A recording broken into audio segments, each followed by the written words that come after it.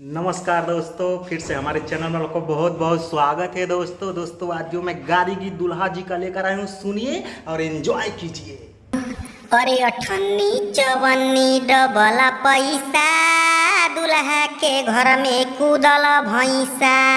अठन्नी चवन्नी डबल पैसा दुल्हा के घर में कूदल भैंसा।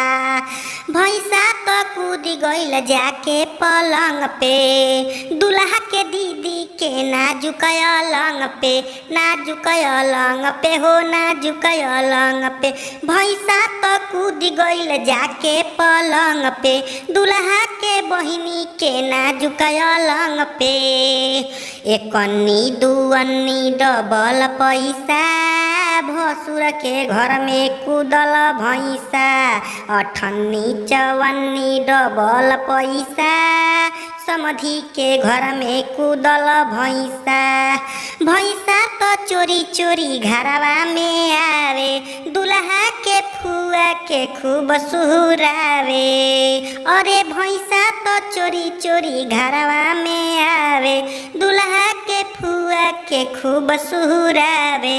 पैसा या डॉलर डबल पैसा समधी के घर में कूदल भैंसा।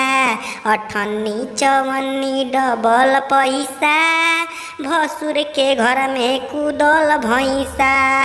दुल्हा तो अरे भैंसा तो कैले बाटे बराबाद हो, दुल्हा कैसे ऐसे हो बयाबाद हो।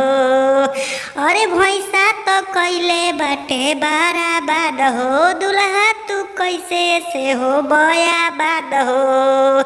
अठन्नी चवन्नी डबल पैसा दुल्हा के घर में कूदल भैंसा। अठन्नी चवन्नी डबल पैसा भसुर के घर में कूदल भैंसा।